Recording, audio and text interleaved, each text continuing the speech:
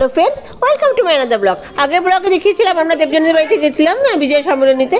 তো আমাদের লাঞ্চ হয়ে গেছিলো, লাঞ্চ হয়ে তারপর আমাদের খুব অনেকক্ষণ আড্ডা হলো।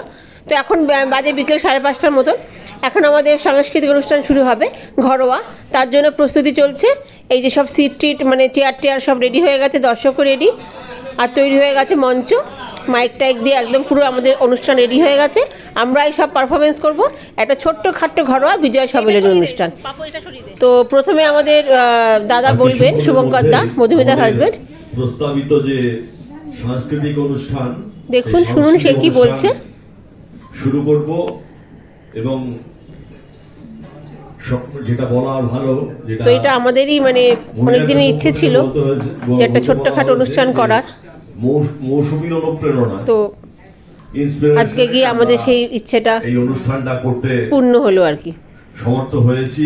তাকে আমাদের তো এই যে আমাদের দর্শক সব 1999 সালের ইনস্টিটিউশনের যে মাধ্যমিক ব্যাচ, দর্শকরাই পারফরমেন্স করবে, আন্তরিক অভিনন্দন। আর এখানে সব দাঁড়িয়ে আছে এবং আমরা সবাই এখানে বসে আছি অধীর আগ্রহে।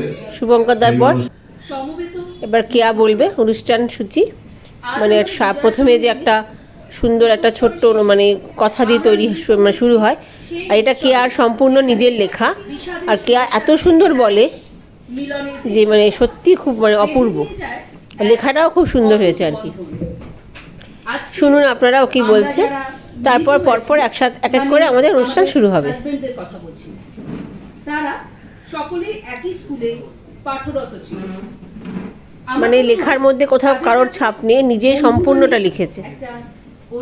এত বিজি শিডিউলের মধ্যেও যে এটা করেছে সত্যি মানে অপূর্ব, বলার ভাষা নেই আর কি। আর বলার টোনটাও এত সুন্দর যে সবার মন কেড়ে নেয়। খুব ভালো বন্ধু হতে পেরেছি। তো আমাদের অনুষ্ঠান শুরু হয়ে গেছে, এরপর এক এক করে গান, নাচ, আবৃত্তি ঠিক নেই, একটা আবৃত্তি আছে শুভঙ্কর দা, আর স্তুতি নাটক, এই দিয়ে আমাদের অনুষ্ঠান আজকে পুরো মানে পরিপূর্ণভাবে তৈরি।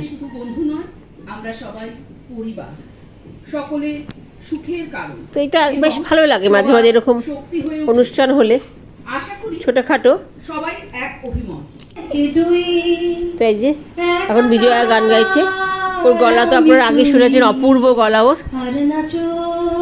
ওর গলার কোনো তুলনা হয় না। ইন্ডিভিজুয়াল গান আমি পরে রিলসে দেব, আমার পেজে অবশ্যই দেখবেন। এরপর আমার হাজব্যান্ড আর আমার মেয়ের যুগলবন্দি, অনেক কষ্টে এদের রাজি করেছি একটা গান করার জন্য।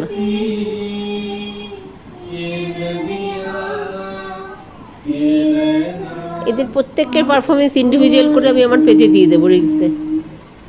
এখানে সবটা দিলে মানে ব্লগটা অনেক বড় হয়ে যাবে।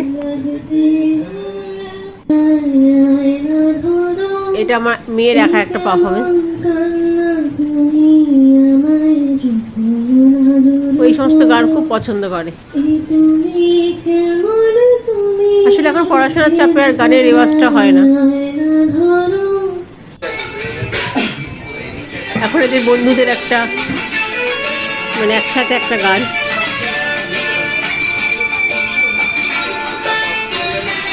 তো গানগুলো আমি দিচ্ছি সব তো নিজের গলা, নিশ্চয়ই কপিরাইট ইস্যু আসবে না। এটা তমজিৎ, বিজয়ার ছেলের। ও যে এত সুন্দর গান করে সেটাও আমরা জানতাম না। ও খুব সুন্দর মানে গান করেছে।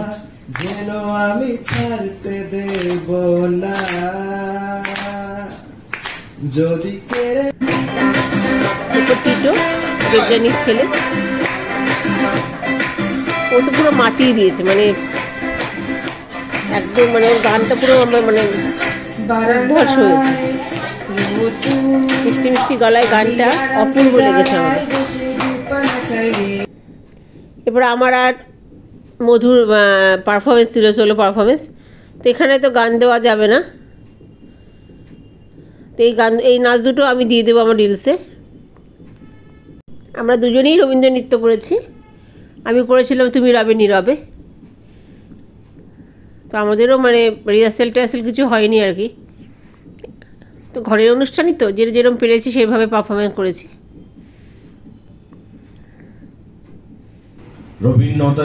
এরপর শুভঙ্কর দার একটা কবিতাটা খুব সুন্দর বলেছে। নিরুত্তম সুদর্গ পৌনতা। এই অনুষ্ঠানটা না হলে আমরা এই ছোট ছোট গুণগুলো আমরা জানতে পারতাম না যে এরা এত সুন্দর সুন্দর পারে। উচ্চারিত হবে সব কথা। এরকম মাঝে মাঝে একটা অনুষ্ঠান হওয়া দরকার। দেখি অনাগত সে রবীন্দ্রনাথ। প্রত্যেকের প্রতিভাগুলো আমরা খুঁজে পাবো। এটা হচ্ছে সবচেয়ে মানে ভালো অনুষ্ঠান হচ্ছিল আমাদের হাজবেন্ড ওয়াইফের যুগল পারফরমেন্স, একটা শ্রুতি নাটক অপূর্ব করেছিল দেবু আর বিশ্বরূপদা। এটা আমি পুরোটা আমি আমার পেজে অবশ্যই দেবো, আস্তে আস্তে সব কটাই আমি দেবো, দেখতে থাকবেন পেজটা, পুরো অনুষ্ঠানটাই আপনারা পেয়ে যাবেন।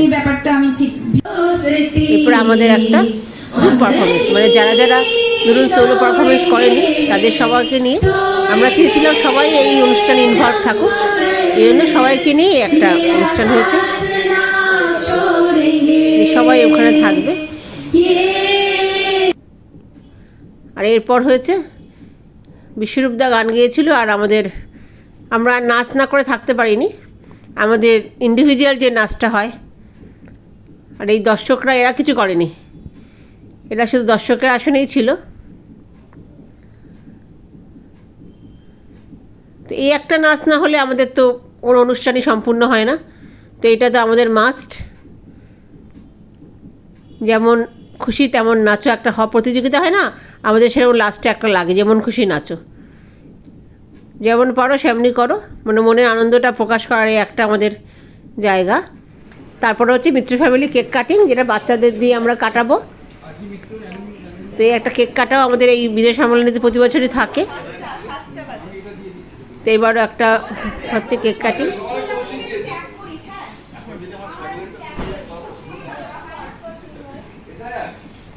কেকটাকে এবার কাটা হবে, সব বাচ্চা গ্রুপকে ডাকা হচ্ছে। এই যে প্রথমে আমরা ফ্রেন্ডস সরোবর কেকটাকে নিয়ে একটা ভিডিও করে নিই।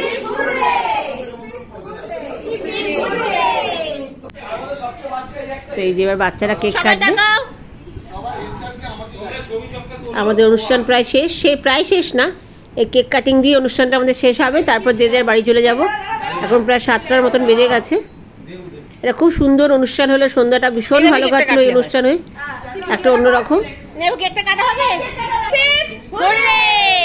তো এই কেক কাটিং করে আমাদের অনুষ্ঠানটা শেষ করবো আমরা।